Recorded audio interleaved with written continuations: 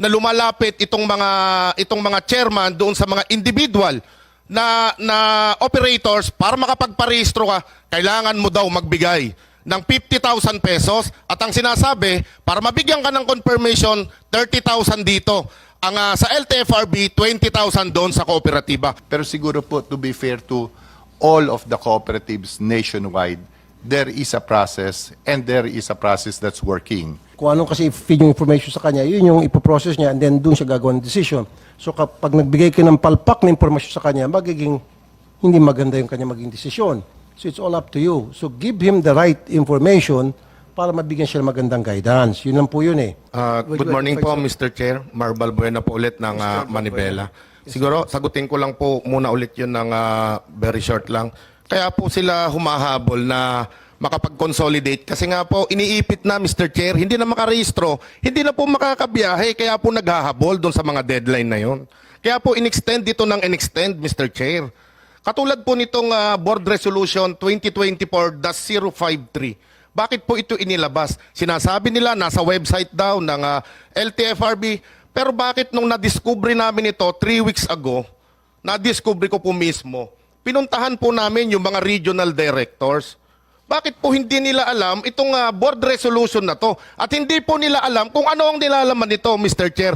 Pasintabi po doon sa mga regional director at mga legal nila. Hindi ko po alam kung nagtatanga-tangahan po ba ito o mga tanga talaga o sinisindikato po nila yung paglalabas nito. Kasi, Mr. Chair, merong mga kooperatiba na lumalapit itong mga chairman doon sa mga individual na operators para makapagparehistro ka, kailangan mo daw magbigay ng 50,000 pesos at ang sinasabi, para mabigyan ka ng confirmation, 30,000 dito. Ang sa LTFRB, 20,000 doon sa kooperatiba. Mr. Chair, dadalhin po namin sa mga susunod na pagdinig itong mga tao na to. Itong mga miyembro po namin na ito. Katunayan, itong board resolution na ito, napalpak po yung consolidation.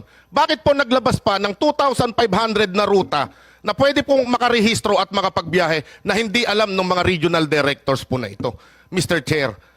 Ibig sabihin, Mr. Chair, kulang na kulang yung masasakyan ng taong bayan. Hindi dahil kokonti lamang yung mga nag-consolidate, Mr. Chair.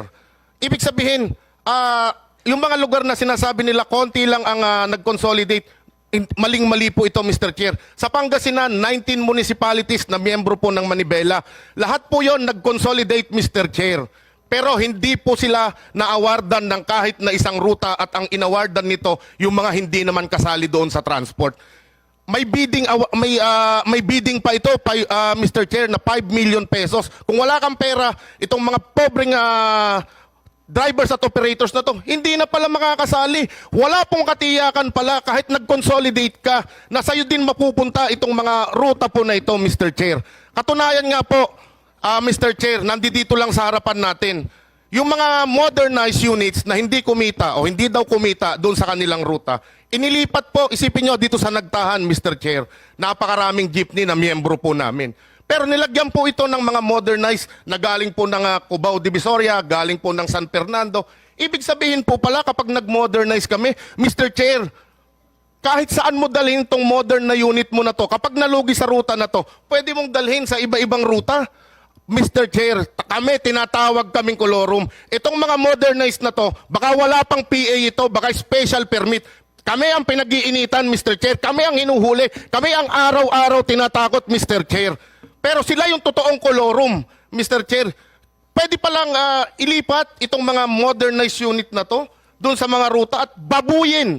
Binaboy nila ang public transport, binaboy yung mga ruta. Sila mismo ang bumaboy nito, Mr. Chair. Hindi natin alam kung sino pa yung mga kasabwat nitong mga sindikato na to. Actually, Mr. Chair, yung mga sasakyan na to, andyan si Mr. Biyahe. Itong mga sasakyan na to, galing Cubao Divisoria, nasa Nagtahan. Galing po ng San Fernando, Pampanga, nasa Nagtahan.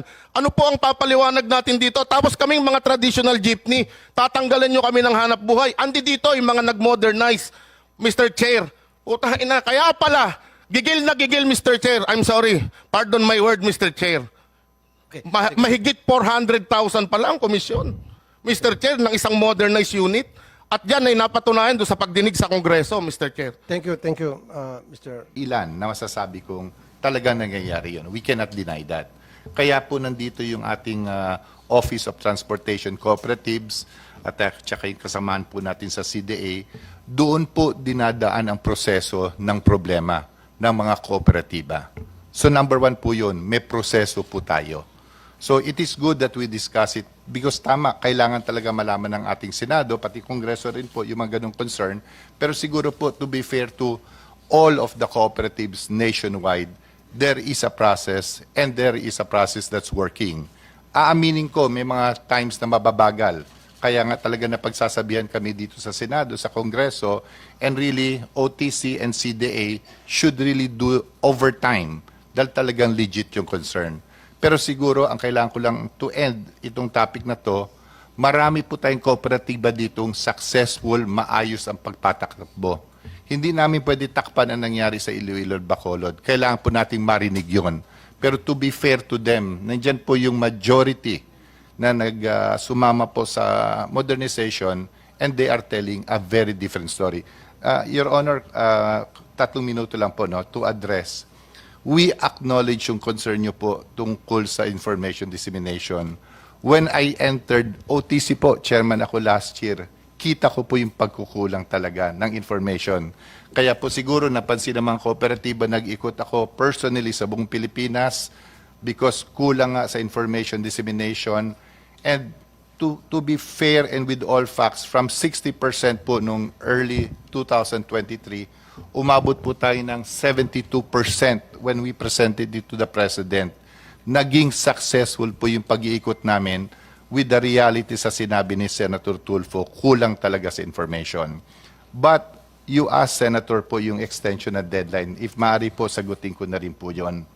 The President extended the deadline last year to December 30 dahil kita niya na kailangan maraming ayusin and he was new. And it is fair for the President to give that to a sector that is clamoring for many concerns.